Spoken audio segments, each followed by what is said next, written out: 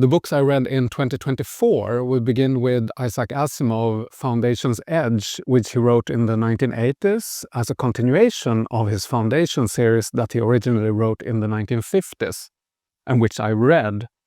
I like this one. I give it a 4.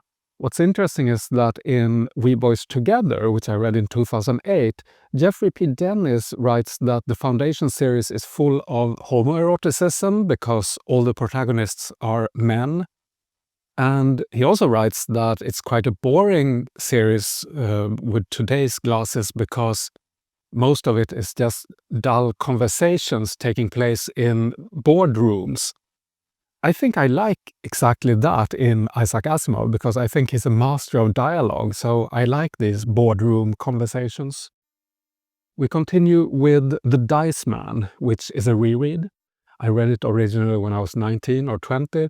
And The Dice Man is a very special book because I think it's a classic by Luke Rhinehart because it's about a man who lets the dice rule his life. And the purpose with that is to prove that without culture, man is nothing. And that's exactly how it is, of course. And I don't see it as an end in itself to eradicate personality, as Luke Rhinehart, which is also the name of the protagonist in this book, thinks. I rather think that he makes a case for culture. He shows how stupid it is to try to eradicate personality, which after all is just a construction and is part of the culture, which is the killer app of humanity. So I really liked this book, but it was a bit slow at times, despite all the humor and all the sex. So in the middle of it, I read Isaac Asimov instead and was immediately caught up in that book. But I still give Luke Rhinehart a 4 for The Dice Man, and there is also a sequel to it, which I might read next. That was all the fiction that I read in 2024. If we continue with the non-fiction, I read this one, Hubert Fichte and Jean Genet, Ein Interview. This is a conversation between the German author Hubert Fichte and the French author Jean Genet, both gay men, in 1975. And most of it is quite uninteresting, I would say. It's almost a little bit pompous, as if Hubert Fichte, who was, I think, 35 at the time, or 40, almost tried to prove himself to this genius who was 65 at the time, so 25 years his senior. Both of them died in 1986, by the way.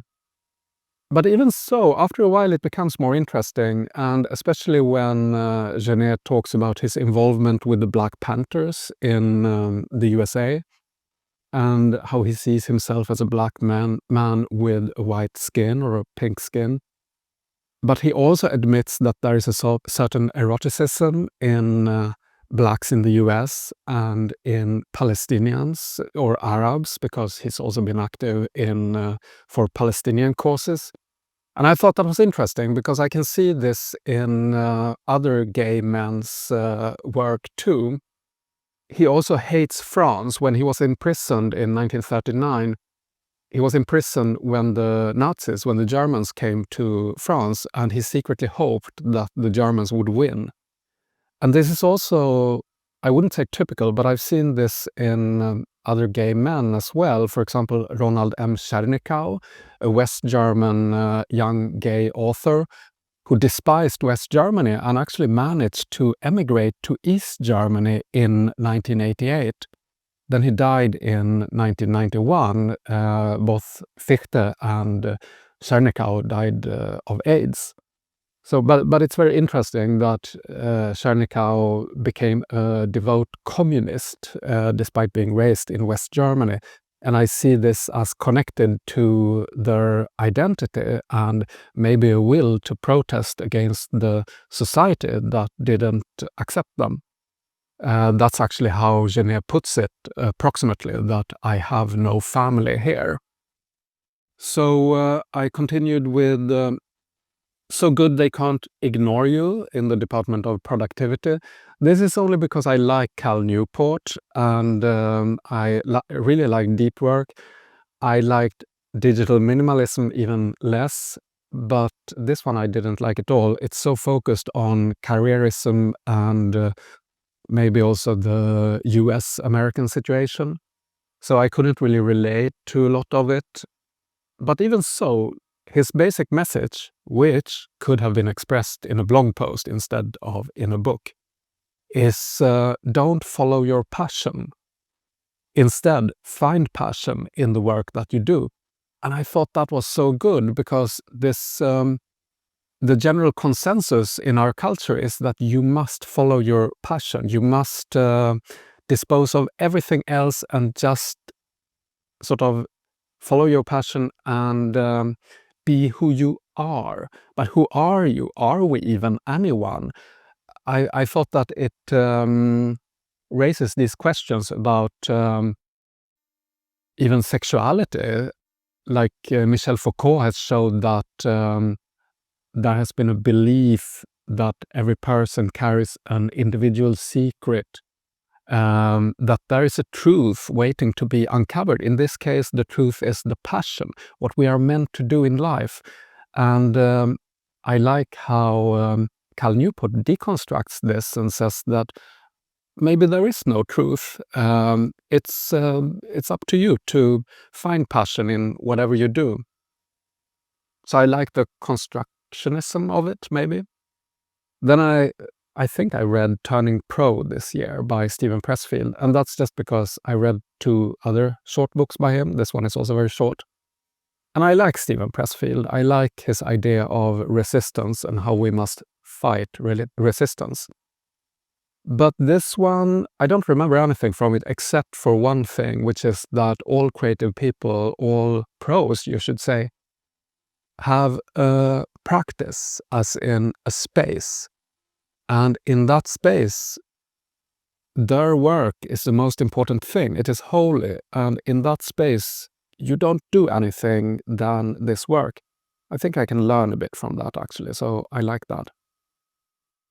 And then I read Lynn Alden, Broken Money, which is a book about the monetary system of particularly the US, but also the whole world, starting with explaining commodity money, such as when you exchange money, or when you, maybe I didn't get this fully. What is commodity money? Maybe commodity money is gold. That's right, whereas barter is when you exchange things, I think. Anyway, it's a history of the monetary systems of the world, including, what do you call it? Not snails, but shells, yes, which they actually used in Samoa when Margaret Mead was there as an anthropologist. And then it departs from there and argues that the changes in the monetary systems of the world occur due to technology. And the latest leap in technology is the decentralization that Bitcoin and other currencies facilitate. And he writes mostly about Bitcoin. It's almost as if Bitcoin is a unicorn. And I wonder if another digital currency could come up and compete with Bitcoin and become as popular and as working, because Bitcoin works because it has been so adopted around the world. And I'll jump now to the third and last part of the book, in which he makes a case for an open world compared to a closed or surveilled world. And that part is only about privacy, the right to privacy, the human right of privacy, which I agree with, of course, but it doesn't have so much with money to do, until I realized that it does have to do with money, because money and our payments is maybe the most concrete expression of our human right to privacy. So it is all connected, and there Bitcoin and the likes offer a new way of taking back the ledger, because money basically is the ledger, Alden argues. And I think that, yeah, that's really good. who controls the ledger, she asks repeatedly in the various chapters. So I really like that book, but I think that it could have been more detailed also. It's quite general and a little bit activist almost, sort of as if she's selling something very convincingly, and I'm convinced. Anyway, I give it a 4. The comics, this is Thunder 3 by Ikeda Yūki, a really fun adventure comic for boys, I guess, mainstream. This is Mugiimo, Motokare ga fudanshi ni natteorimashite. I write about both of these and about some other manga in the book that I wrote this year. Maybe that was why I didn't read so much, because I wrote a book and published a book.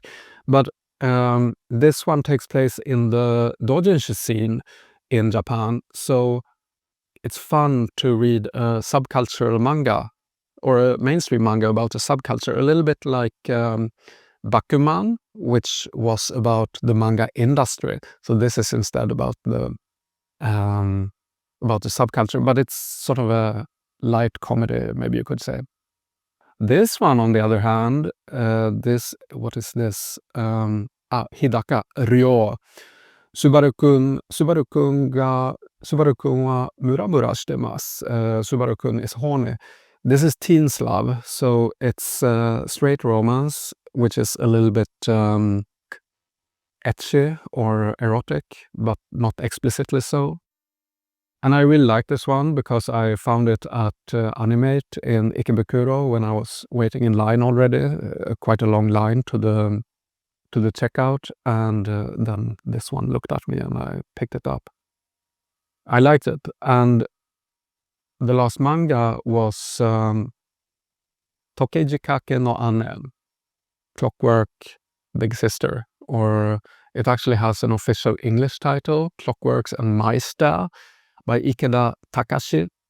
This is some story about a woman and a boy, so you can read a little bit more about it in my book, where I use all these manga as examples of various things. And the last comic, which I just read just now, because it's out just now, I think, is Spider Boy. This is a Western comic, of course, where many people have been involved in writing the story, drawing it, and painting it, because it's in full color. And I must say that I didn't think it was so good, actually. I'm not sure who the target group for this is, if it's quite young readers, maybe. Maybe I'm too old for it. But I think that it was so meta.